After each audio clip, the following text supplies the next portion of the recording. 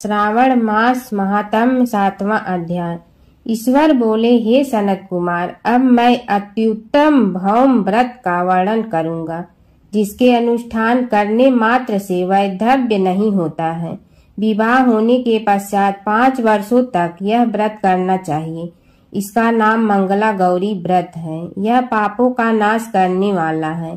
विवाह के पश्चात प्रथम श्रावण शुक्ल पक्ष में पहले मंगलवार को यह व्रत आरंभ करना चाहिए।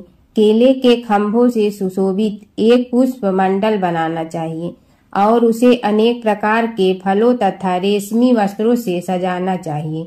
उस मंडप में अपने सामर्थ्य के अनुसार देवी की सुवर्णमयी अथवा अन्य धातु की बनी प्रतिमा स्थापित करनी चाहिए। उस प्रतिमा को 16 उपचारों से, 16 दूर्वा दलों से, 16 चावलों से तथा 16 चने की दालों से मंगला गौरी नामक देवी की पूजा करनी चाहिए और 16 बातियों से 16 दीपक जलाने चाहिए। दही तथा भात का नैवेद्य भक्ति पूर्वक अर्पित करना चाहिए। देवी के पास ही पत्थर का सील तथा लोढ़ा स्थापित करना चाहिए। 5 वर्ष तक इस प्रकार से करने के पश्चात उद्यापन करना चाहिए। माता को वायन प्रदान करना चाहिए, जिसकी विधि आप सुनिए। अपने सामर्थ्य अनुसार एक पल प्रमाण सुवर्ण की अथवा उसके आधे प्रमाण की अथवा उसके भी आधे प्रमाण की मंगला गौरी की प्रतिमा निर्मित करानी चाहिए। अपनी शक्ति के अनुसार स्वर्ण आदि के बने तंडुल पूरित पात्र पर वस्त्र तथा रमणी कंच की ओढ़नी रखकर उन दोनों के ऊपर देवी की प्रतिमा स्थापित करनी चाहिए। पास में चांदी से निर्मित सील तथा लोढ़ा रखकर माता को वायन प्रदान करना चाहिए। इसके बाद 16 सुहागिनियों को प्रयत्न पूर्वक भोजन कराना चाहिए। हे विप्र, इस विधि से व्रत करने पर 7 जन्मों का सौभाग्य बना रहता है और पुत्र आदि के साथ संपदा विद्यमान रहती है। सनत कुमार बोले, सर्वप्रथम इस व्रत को किसने किया था और किसको इसका फल प्राप्त हुआ? हे शंभु, जिस तरह से मुझे इसके प्रति निष्ठा हो जाए, कृपा करके वैसे ही बताइए। ईश्वर बोले, हे सनत कुमार, पूर्व काल में कुरु देश में श्रुति कीर्ति नामक एक विद्वान, कीर्तिशाली, शत्रुओं का नाश करने वाला, 64 कलाओं का ज्ञाता तथा धनुर्विद्या में कुशल राजा हुआ था। पुत्र के अतिरिक्त अन्य सभी शुभ चीजें उस राजा के पास थी। अतः वह राजा संतान के विषय में अत्यंत चिंतित हुआ और जब ध्यान पूर्वक देवी की आराधना करने लगा, तब उसकी कठोर तपस्या से देवी प्रसन्न हो गई और उससे यह वचन बोली, हे सुव्रत, वर मांगो। श्रुत कीर्ति बोला, हे देवी, यदि आप मुझ पर प्रसन्न हैं तो मुझे सुंदर पुत्र दीजिए। हे देवी, आपकी कृपा से अन्य किसी भी वस्तु का अभाव नहीं है। उसका यह वचन सुनकर पवित्र मुस्कान वाली देवी ने कहा, हे राजन, तुमने अत्यंत दुर्लभ वर मांगा है, फिर भी कृपा बस मैं तुम्हें अवश्य दूंगी। किंतु हे राजेंद्र, सुनिए, यदि परम गुणी पुत्र चाहते हो तो वह केवल 16 वर्ष तक जीवित रहेगा और यदि रूप तथा विद्या से विहीन पुत्र चाहते हो तो दीर्घजीवी होगा। देवी का यह वचन सुनकर राजा चिंतित हो उठा और पुनः अपनी पत्नी से परामर्श करके उसने गुणवान तथा सभी शुभ लक्षणों से संपन्न 16 वर्ष की आयु वाला पुत्र मांगा। तब देवी ने भक्ति संपन्न राजा से कहा, हे नृपनंदन, मेरे मंदिर के द्वार पर आम का वृक्ष है, उसका एक फल लाकर मेरी आज्ञा से अपनी भार्या को उसे भक्षण करने हेतु प्रदान करो, जिससे वह शीघ्र ही गर्भ धारण करेगी, इसमें संदेह नहीं है। प्रसन्न होकर राजा ने वैसा ही किया और उसकी पत्नी ने गर्भ धारण किया और 10वें महीने में उसने देवतुल्य सुंदर पुत्र को जन्म दिया। तब हर्ष तथा शोक से युक्त राजा ने बालक का जात कर्म आदि संस्कार किया और शिव का स्मरण करते हुए उसका नाम चिरायु रखा। इसके बाद पुत्र के 16 वर्ष के होने पर पत्नी सहित राजा चिंतित में पड़ गए और वे विचार करने लगे कि यह पुत्र बड़े कष्ट से प्राप्त हुआ है और मैं इसकी दुखद मृत्यु अपने ही सामने कैसे देख सकूंगा। ऐसा विचार करके राजा ने पुत्र को उसके मामा के साथ काशी भेज दिया। प्रस्थान के समय राजा की पत्नी ने अपने भाई से कहा कि कार्पटिक का वेश धारण करके आप मेरे पुत्र को काशी ले जाइए। मैंने भगवान मृत्युंजय से पूर्व में पुत्र के लिए प्रार्थना की थी और कहा था कि हे विश्वेश, आप जगत पत्नी की यात्रा के लिए मैं उस पुत्र को अवश्य भेजूंगी। अतः आप मेरे पुत्र को आज ही ले जाइए और सावधानी पूर्वक इसकी रक्षा कीजिए। अपनी बहन की यह बात सुनकर भांजे के साथ वह चल पड़ा। कई दिनों तक चलते चलते वह आनंद नामक नगर में पहुंचा। वहां सभी प्रकार की समृद्धियों से संपन्न वीरसेन नाम वाला राजा रहता था। उस राजा की एक सर्वलक्षण संपन्न युवावस्था प्राप्त मनोहर तथा रूप लावण्यमयी मंगला गौरी नामक कन्या थी। सभी उपमानों को तुच्छ करके सौंदर्य अभिवृत्ति को प्राप्त वह कन्या किसी समय सखियों के साथ नगर के उपवन में क्रीड़ा करने के लिए गई हुई थी। उसी समय एक चिरायु तथा उसका मामा वे दोनों भी वहां पहुंच गए और उन कन्याओं को देखने की लालसा से वहीं विश्राम करने लगे। इसी बीच विनोद पूर्वक क्रीड़ा करती हुई उन कन्याओं में से किसी एक ने कुपित होकर राजकुमारी को यह कुवचन कह दिया। तब उस अशुभ वचन को सुनकर राजकुमारी ने कहा, तुम अनुचित बात क्यों बोल रही हो? मेरे कुल में तो इस प्रकार की कोई नहीं है।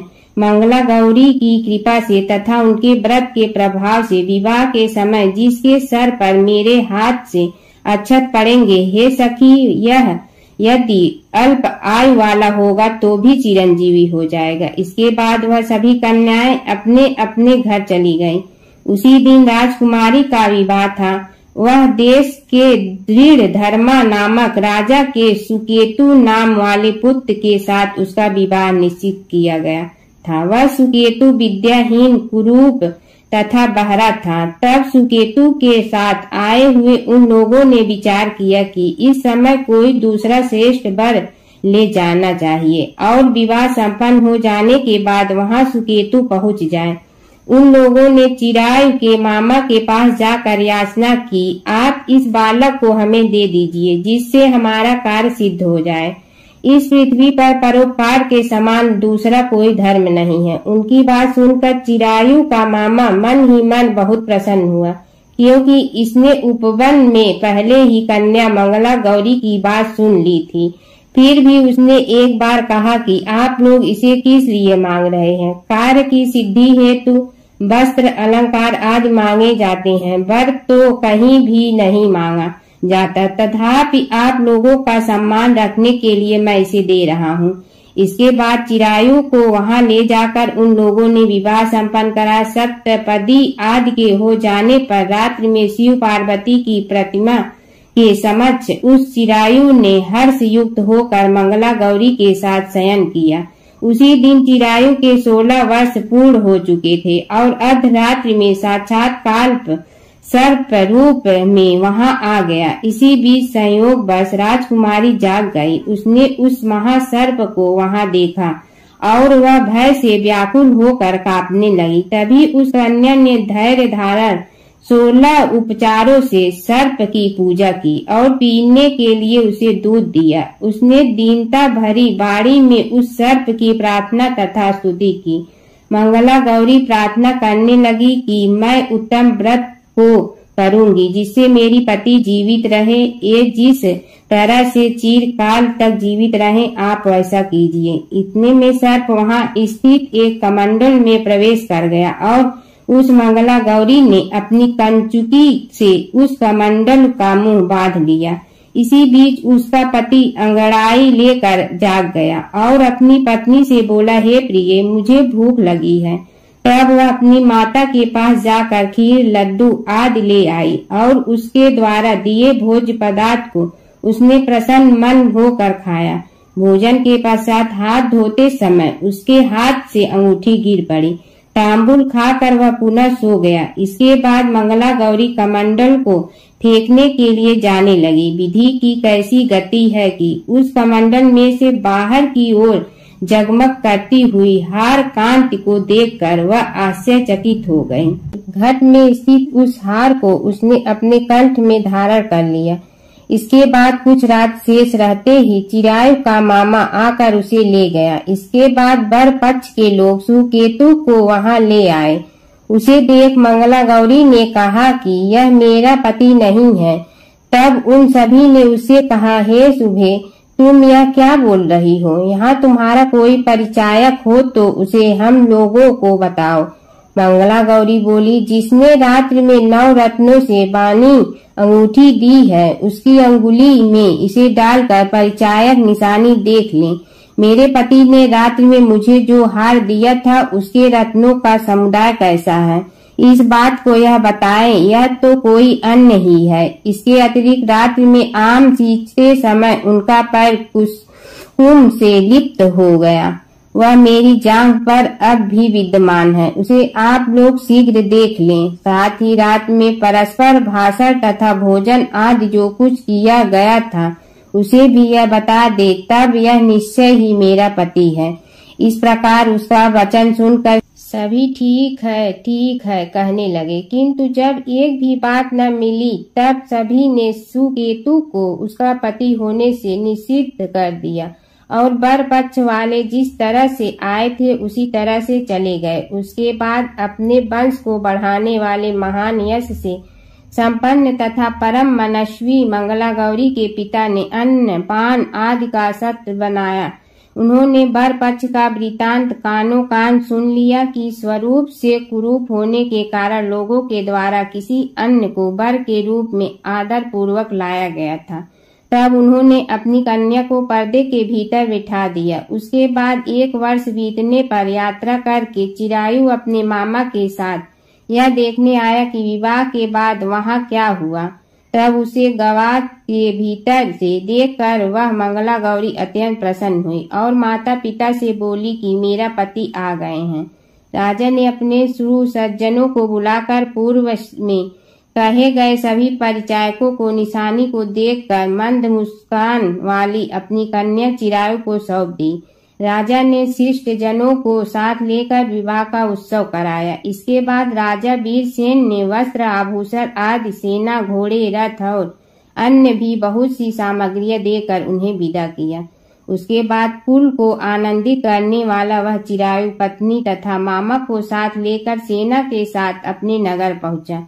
लोगों के मुख से उसे आया हुआ सुनकर उसके माता पिता को विश्वास नहीं हुआ। उन्होंने सोचा कि प्रारब्ध अन्यथा कैसे हो सकता है। इतने में वह अपने माता पिता के पास आ गया और स्नेह से परिपूर्ण वह चिरायु भक्ति पूर्वक उनके चरणों में गिर पड़ा। तब अपने पुत्र का मस्तक सूंघकर उन दोनों ने परम आनंद प्राप्त किया। पुत्र वधू मंगला गौरी ने भी सास ससुर को प्रणाम किया। तब सास उसे अपनी गोद में बिठाकर सारा वृतांत शीघ्रता पूर्वक पूछने लगी। हे महामुनि, जब पुत्र वधू ने भी मंगला गौरी के उत्तम व्रत महात्म तथा जो कुछ घटित हुआ था वह सब वृतांत बताया। हे सनत कुमार, मैंने आपसे इस मंगला गौरी व्रत का वर्णन किया हूँ। जो कोई भी इसका श्रवण करता है अथवा जो इसे कहता है उसके सभी मनोरथ पूर्ण हो जाते हैं, इसमें संदेह नहीं है। सूत जी बोले, हे ऋषियों, इस प्रकार शिव जी ने सनत कुमार को यह मंगला गौरी व्रत बताया और उन्होंने सभी कार्यों को पूर्ण करने वाले इस व्रत को सुनकर महान आनंद प्राप्त किया। 8वां अध्याय। ईश्वर बोले, हे सनत कुमार, अब मैं समस्त पापों का नाश करने वाला बुद्ध गुरु व्रत का वर्णन करूंगा, जिसे श्रद्धा पूर्वक करके मनुष्य परम सिद्धि प्राप्त करता है। ब्रह्मा जी ने चंद्रमा को ब्राह्मणों के राजा के रूप में अभिषिक्त किया। किसी समय उसने रूप तथा यौवन से संपन्न तारा नामक गुरु पत्नी को देखा। उसकी रूप संपदा से मोहित होकर वह काम के वशीभूत हो गया और उसे उसने अपने घर में रख लिया। इस प्रकार बहुत दिन बीतने पर उसे बुद्ध नामक एक पुत्र हुआ, जो बुद्धिमान, सौंदर्यशाली तथा सभी शुभ लक्षणों से युक्त था। गुरु बृहस्पति को ज्ञात हुआ कि तारा चंद्रमा के घर में स्थित है। तब उन्होंने चंद्रमा से कहा कि मेरी पत्नी को वापिस कर दो। अनेक तरह से समझाने पर भी जब चंद्रमा ने तारा को वापिस नहीं दिया, तब बृहस्पति ने देवताओं की सभा में जाकर देवराज इंद्र को यह वृतांत बतलाया और कहा, हे सुख, आप देवताओं के राजा हैं, अतः अपनी आज्ञा से आप उसे दिलाएं, अन्यथा उस चंद्रमा के द्वारा किया गया पाप आपको ही निसंदेह लगेगा, क्योंकि शास्त्र निर्णय के अनुसार प्रजा के द्वारा किए गए पाप को राजा भोगता है। पुराण में भी ऐसा कहा गया है कि दुर्बल का बल राजा होता है। गुरु का यह वचन सुनकर चंद्रमा ने कहा, मैं आपकी आज्ञा से तारा को तो दे दूंगा, किंतु इस पुत्र को नहीं दूंगा। शास्त्र के अनुसार विचार करके देवताओं ने उस बुद्ध को चंद्रमा को दे दिया। इसके बाद गुरु को उदास देखकर देवताओं ने उन दोनों को वर प्रदान किया। हे चंद्र, अब तुम घर जाओ, यह तुम्हारा भी पुत्र है और बृहस्पति का भी है। यह तुम्हारा पुत्र ग्रहों में प्रतिष्ठित होगा। हे सुराचार्य, आप यह दूसरा भी शुभ वर ग्रहण कीजिए कि जो बुद्धिमान व्यक्ति आप दोनों बुद्ध गुरु का व्रत मिलाकर करेगा, उसकी संपूर्ण सिद्धि होगी। यह सत्य है, इसमें संदेह नहीं है। शंकर जी के लिए अत्यंत प्रिय इस श्रावण मास के आने पर जो लोग बुधवार तथा बृहस्पतिवार को पूजन व्रत करेंगे, उन्हें सिद्धि प्राप्त होगी। इस व्रत में दही तथा भात का नैवेद्य व्रत सिद्धि में मूल हेतु है। स्थान भेद से आप दोनों की मूर्ति लिखकर पूजन करने से भिन्न भिन्न फल प्राप्त होता है। यदि कोई हिंडोले के ऊपरी स्थान पर आप दोनों की मूर्ति लिखकर पूजन करे तो वह स्वर्ग गुण संपन्न तथा दीर्घायु पुत्र प्राप्त करेगा। यदि मनुष्य कोषागार में मूर्ति को लिखकर पूजन करता है तो उसके कोष बढ़ते हैं और वे कभी क्षय को प्राप्त नहीं होते। इसी प्रकार पाकालय में पूजन करने से पाक वृद्धि और देवालय में पूजन करने से उनकी कृपा प्राप्त होती है। शय्यागार में लिखकर पूजन करने से स्त्री का वियोग कभी नहीं होता है। धान्यागार में लिखकर पूजन करने से धान्य की वृद्धि होती है। इस प्रकार मनुष्य उन फलों को प्राप्त करता है। इस प्रकार 7 वर्ष तक करने के बाद उद्यापन करना चाहिए।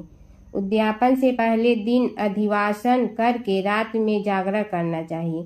सुवर्ण की प्रतिमा बनाकर विधि पूर्वक 16 उपचारों से पूजन करने के पश्चात तिल, घृत, चारु और अपामार्ग तथा अश्वगंध से युक्त समिधाओं से होम कराना चाहिए। अंत में पूर्णाहुति देनी चाहिए। उसके बाद मामा व भांजे को प्रयत्न पूर्वक भोजन कराना चाहिए। इसके बाद ब्राह्मणों को तथा अन्य लोगों को भी भोजन कराना चाहिए। स्वयं भी भोजन करना चाहिए। इस विधि से 7 वर्ष तक करने पर मनुष्य सभी मनोरथ को प्राप्त कर लेता है।